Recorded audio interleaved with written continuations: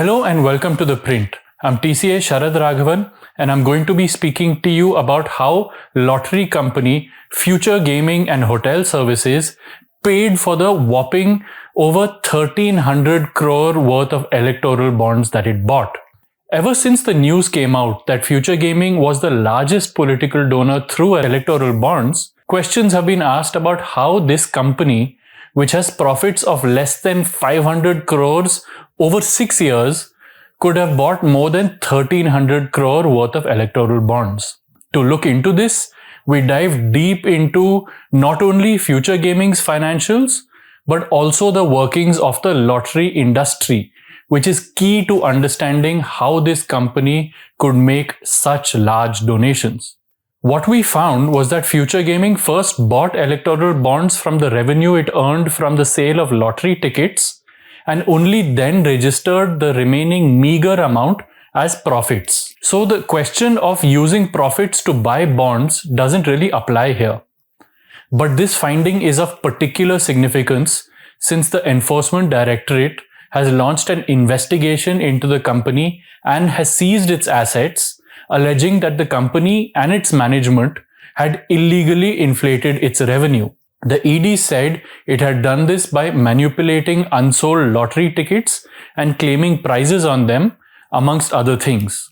The purchases of the electoral bonds were recorded deep in the financial statements of the company under layers of normal-seeming subheads like other expenses and miscellaneous expenses. It was only once these layers were peeled back that it became clearer how the company was paying for the electoral bonds through its revenue and not its profits. Now, if you look at the lottery business in India overall, through financial statements, reports by central government agencies, and conversations with industry insiders and experts, you'll see that the industry as a whole has very slim profit margins, mostly profit margins of less than 1%. The profits are so small that they would not have been able to finance the purchase of the bonds. While lottery companies earn large amounts as revenue, their profits remain small because large expenses go out relating to the prize payouts, GST, commissions to vendors, and in the case of Future Gaming, purchases of electoral bonds. But this is only the face of it. Several reports by the CAG and investigations by the ED show that several lottery systems in multiple states are plagued with financial malpractices that go against the rules and laws that have been laid out for the industry by the center. But first, let's look into how lotteries are supposed to work in India. The rules regulating the lottery industry in India are laid out in the Lotteries Regulation Act 1998. Under the Act, state governments are free to choose whether to allow lotteries within their jurisdictions or not. They're also free to either sell the lottery tickets themselves or through individual agents or through private companies that act as marketing agents. Further, states can sell their lottery tickets in other states that allow lotteries. Both online and offline lottery systems fall under these rules. At the moment, there are 9 state governments that allow lotteries, according to information provided by Minister of State for Finance Pankaj Chaudhary in the Lok Sabha in March 2023. These states are Arunachal Pradesh, Goa, Kerala, Maharashtra, Mizoram, Nagaland, Punjab, Sikkim, and West Bengal. The number of lotteries that are run by each state vary from state to state, with most running daily lotteries as well as periodic bumper lotteries, which are priced higher and which also have higher payouts on special occasions like festivals and New Year's. Kerala, for example, currently runs 7 daily lotteries in a week, apart from annual bumper lotteries for Christmas, summer, Vishu, monsoon, and Tirunam. Mizoram, on the other hand, runs 4 lotteries a day every day. Its legislature has mandated that it cannot run more than 24 lotteries in a single day. It is the state governments that are tasked with fixing the time for claiming the prize money and the periodicity of the lotteries. If a state government chooses to outsource its lottery distribution to a private company, it must choose that company through a transparent tendering process. Now, according to the Lotteries Act, the marketing agents are to transfer the entire proceeds of what they sell through the tickets to the public account of the state. The state is then supposed to distribute the prizes and the commission payable to the marketing agent. States also include a provision where they are mandated to receive a minimum guaranteed revenue from the marketing agent or the companies that are selling the lottery tickets. This MGR is typically supposed to be about 20% of the ticket sales. Now let's see what actually often happens. Over the last 10 years, the CAG has released several reports on the functioning of lotteries in states such as Sikkim, Mizoram, and Kerala. While all these reports found numerous smaller issues in the running of lotteries in these states, the main highlight, at least in the case of Sikkim and Mizoram, was that the marketing agents were transferring tiny amounts to the state governments and were instead keeping the overwhelming majority of the ticket sales with themselves.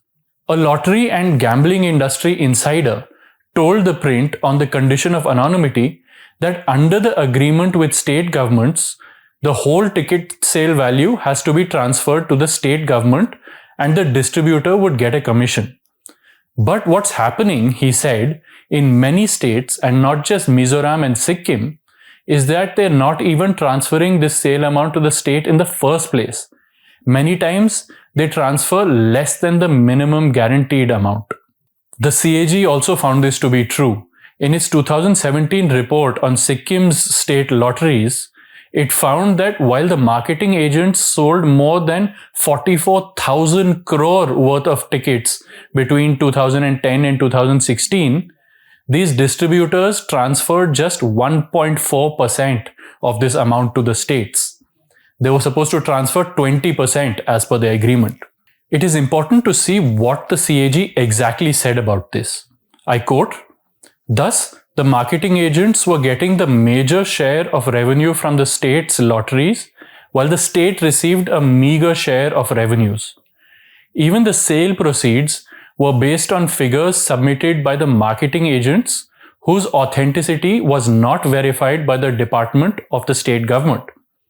The department had not established any mechanism to independently verify and obtain the correct sale figures from the marketing agents." I close quotes. The CAG also found several discrepancies in the way the marketing agents were awarded the contracts for distribution, with cases emerging where the contract was awarded without a tendering process having taken place. A previous CAG report in 2016 found the same issue in the lottery system in Mizoram. It was found that the marketing agents transferred just 0.22% of the total sale proceeds in the period 2012 to 2015 to the state government. Again, here's what the CAG said. I quote, "The distributors neither deposited the balance amount to the consolidated fund of the state, nor was it demanded by the government." Close quotes. Keeping all of this in mind, it would seem obvious that private companies make a lot of profits through lotteries. But do they actually? A look at the financial statements of lottery marketing companies shows that their revenue can vary greatly, from a few hundred lakh in a year to several thousand crores. So too can their profit margins, from less than 1% for the larger companies to about 5% for the smaller ones. The difference in profit margins lies in how large their scale of operations are, the size of the prizes that are being paid out, and the commissions that they agree to pay their vendors. Jay Seta, a tech and gaming lawyer, told ThePrint that of the ticket sale value, more than 60% goes out as prize money. Add to this a 28% GST, which has to be transferred to the state government and the center. And then the suppliers, retailers, and stockists have to be paid their commissions as incentive. Overall, Mr. Seta said, the lotteries business has very low profit margins of just 1 to 2%. The financials of future gaming and hotel services show that as the company's revenues have grown between 2017-18 and 22-23, its profit margins have fallen substantially. The company earned a little more than 2,700 crore in 2017-18, of which just 137 crore was its profit, which is the profit margin of 4.9%. By 2022-23, the company's revenue had swelled to nearly 23,000 crore, but its profits fell to just 48.3 crore, which means a profit margin of just 0.2%. Now here's where the actions by the central agencies become important.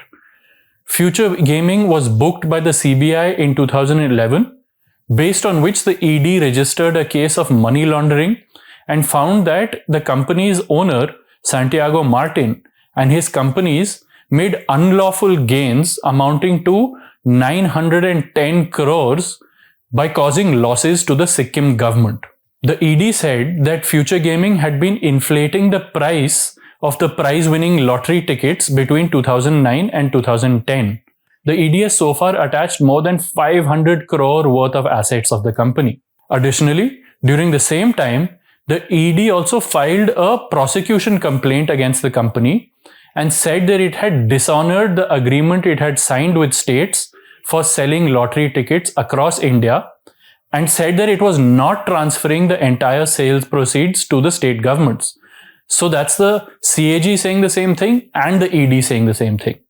Here's what the ED said, and I quote, "The modus operandi also includes illegally retaining unsold lottery, claiming prizes on unsold lotteries, manipulating data to show unsold prize-winning tickets as being sold and claiming prizes on the same, which are also in contravention of the Lottery Regulation Act 1998. I close quotes. So, finally, keeping all of this in mind, let's look at how Future Gaming paid for its bonds. A deeper look at the company's profit and loss accounts, which were filed with the Ministry of Corporate Affairs and accessed by ThePrint, shows that the overwhelming majority of the company's expenses in 2022-23 were attributed to purchases of something called stock in trade, worth more than 22,000 crore. Now, stock in trade refers to the goods that are necessary to carry on a business. This amount works out to a little more than 97% of the revenue that the company earned that year and nearly 98% of its total expenses. The second largest item of expenses for the year 22-23 was a category called other expenses. This is where things get interesting. Within this other expenses category, the largest category was something called miscellaneous expenses. This is where the 328 crore worth of electoral bonds that Future Gaming bought in that year was recorded. This is the pattern of subhead within subhead of recording electoral bonds in the previous year's financial statements as well. So, overall, there are a few points here. First, Future Gaming used its revenues to buy electoral bonds and only then registered the remaining amount as profits. Second, it is being alleged by the ED that Future Gaming inflated this revenue, some of which that it used to buy the electoral bonds. The third point is that Future Gaming buried its purchases of electoral bonds in its financials deep under several subheads that on the face of it looked normal. But on that note, that's all from me. Thank you so much for watching.